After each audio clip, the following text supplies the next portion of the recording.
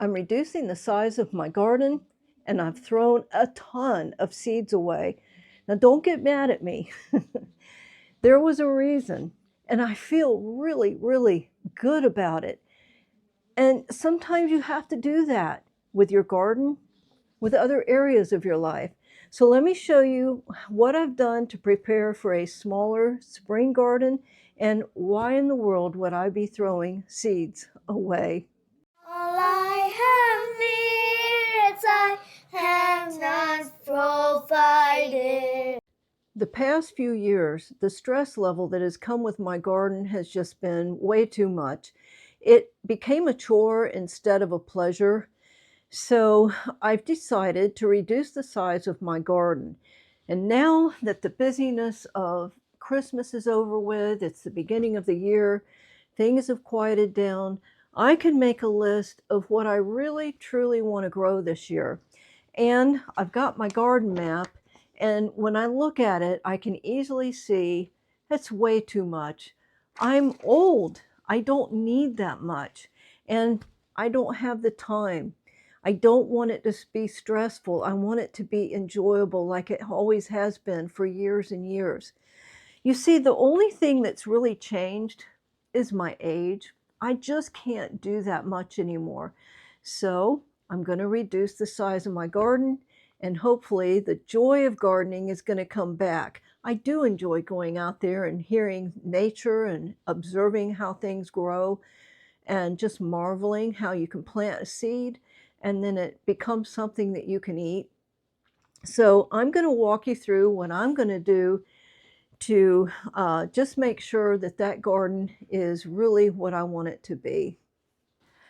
And just a little tip that I can give you.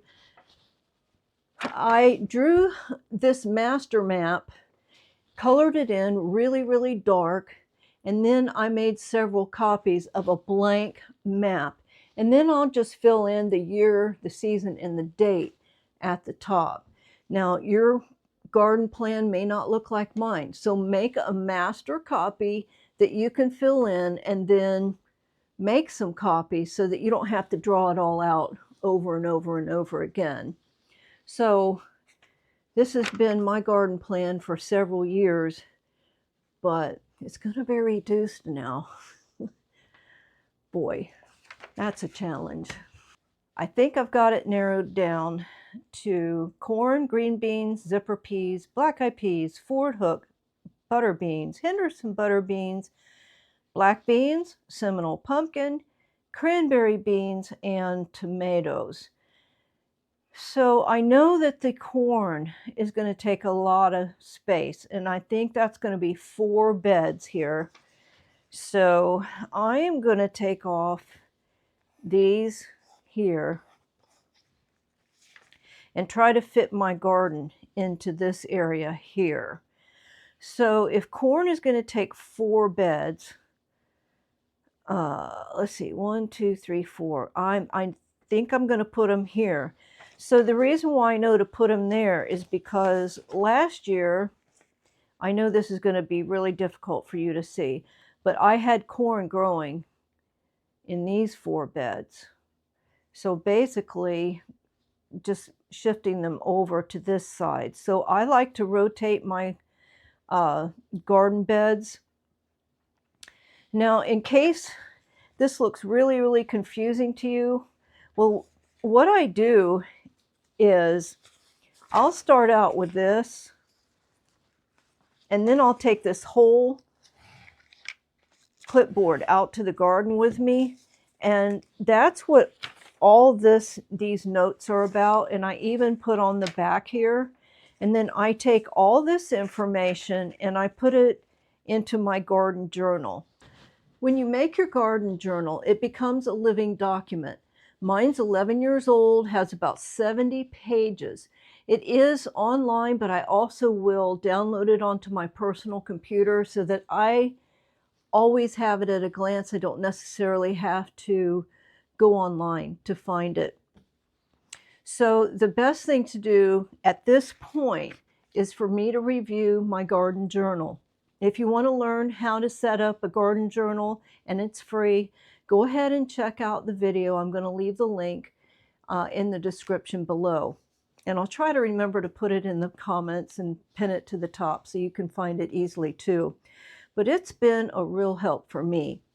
So I'm going to get to work with a pencil and I'm going to see if I can plan out my spring garden here.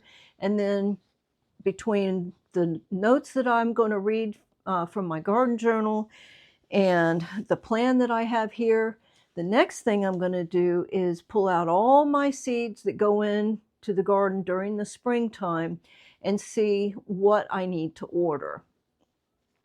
So I've got my work cut out for me, and I'll see you in a little bit after I get it done. If you're a gardener, I know you're feeling my pain. These are the seeds that are just for the spring garden. How do you reduce that? I don't think I can. I'm glad I have a good store of seeds though. If you will keep them in the freezer, they will last for many years. The only exception that I've seen is corn seems to lose a certain percentage of viability as the years go by. And this is all my corn seeds. Some of them I've saved. There's a corn bodacious that you can save the seeds from it. But the other corn that I've purchased is a hybrid, and I don't save the seeds from those. This is just my bean seeds. These are just my pea seeds. This actually has beans and everything else in it, even though it says beans here. And this has got a variety of things. I think I need to sort through them and maybe put the things I'm not going to grow this year in a different bag and just reorganize what I've got here. And then take stock of if there is anything that I'm lacking that I need to order. I save quite a few of my seeds. So that's one reason why I have such a big store. I save the corn from Bodacious. Bodacious does okay for me, but I love Silver Queen and Golden Queen, and that's a hybrid. So I do purchase those. Bush Blue Lake green beans, if you let some of it mature till they're starting to dry up on the bush, you can save those till the next time you want to plant Bush Blue Lake green beans. My zipper peas, oh my goodness, I've been saving those for years. I've probably somewhere around 8 or 10 generations into it now. Same with black eyes.